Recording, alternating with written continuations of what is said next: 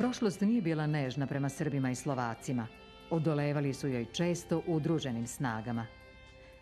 Kada je reč o vezama Srba i Slovaka, onda treba početi od druge polovine 15. veka, kada je pala srpska despotevina i kada su počele seobe srpskog naroda u Panonsku niziju i prema Slovačkoj, dakle Kapatsko-Panonska nizija. Matija Škorvin, ugarski kralj, je procenio da će u saradnji sa Srbima, koji su praktično izgubili carstvo, moći da odbije turske napade. Tada ustanovljuje šajkašku flotilu sa sedištem u Komarnu, odnosno Komoranu, to negde 60. godina 15. veka. Komárňanský pevnostný systém bol najväčším v rakúsko-uhorskej monarchii, bol postavený tak, aby v prípade potreby mohol pojať celú armádu, teda približne 200 000 vojakov. Šajkaši su bili vojnici koji su na šajkama plovili na dužine 30 metara sa 30 do 40 ljudi, plovili Dunavom, naoružani prvo strelama i ostalima, kasnije i topovima, sve zavisno od razvoja tehnike. I sprečavali su turske prodore prema središte Európe. Pretože tu žili určitý čas, tak si tu založili aj svoju cirkevnú pravoslávnu obec. Máme v miestnom pravoslávnom kostole sa zachovala pečiatka z roku 1511, 17. mája, a tá nám udáva dátum založenia miestnej cirkevnej pravoslávnej obce v Komárne. Ten základný rad ikonostazu ešte pochádza z Balkánu, teda to pravdepodobne to, čo priniesli so sebou zo 17. storočia, teda 1660. roky. Oni nevzali len svoje osobné veci a majetok, čo mohli, ale brali aj svoje cirkevné veci, aj cirkevné ikony a všetko ostatné. Takže mali veľmi, veľmi silnú vieru.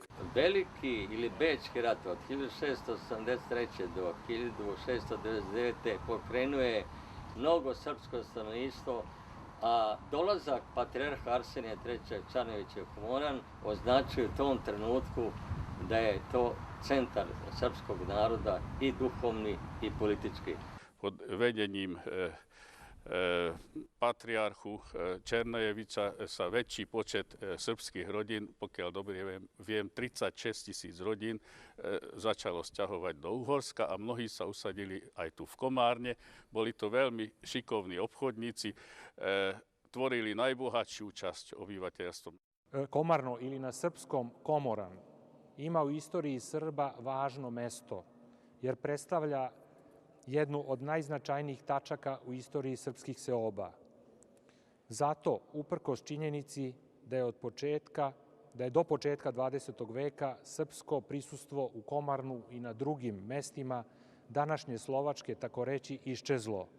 Kulturna baština i istorijski dokazi svedoče o tome da je ovde živjela brojna i značajna srpska zajednica, pri čemu je potrebno uspomenu na ovu činjenicu negovati kao deo našeg kolektivnog pamćenja.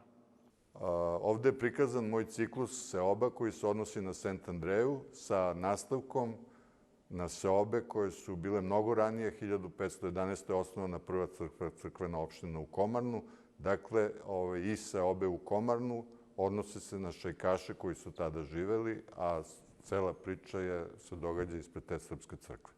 Teraz veľa sa hovorí o tom, že Srbi, či majú ísť do Európy, nemajú ísť, patria tam, nepatria tam. Na rôznych fórach sa o tom debatuje na verejnosti, hlavne v politickom živote.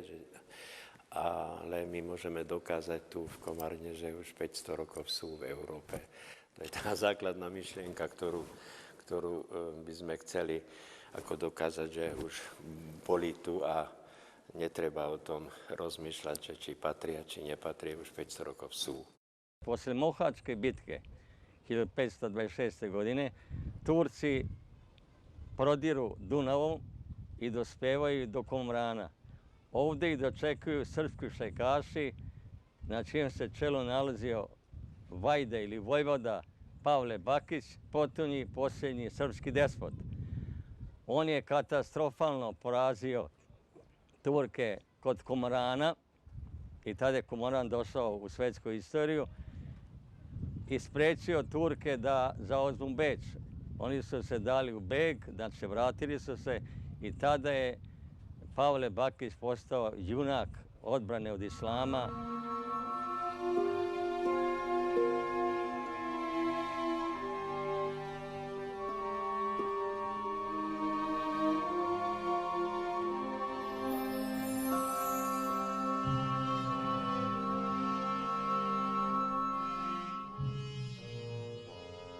Keď som sa zamýšľal ako starý slavianofil nad tým, komu som čo dlžný, tak som si povedal, som dlžný predovšetkým Srbom. Pozíciu Srbov obhajujem na celom svete a najmä pred západnými Európanmi, ktorí boli v nedávnej minulosti voči ním veľmi skrivodliví. Tvrdím, a vy tvrdíte určite so mňou, že nebyť Srbov, tak bez ohľadu na to, a ja nie som xenofób, dnes by polovica Európy bola moslimská. Boli to práve Srbi, ktorí držali tú hrádzu náporu z Orientu a Európa si zachovala svoju kresťanskú tvár. Ďakujeme vám.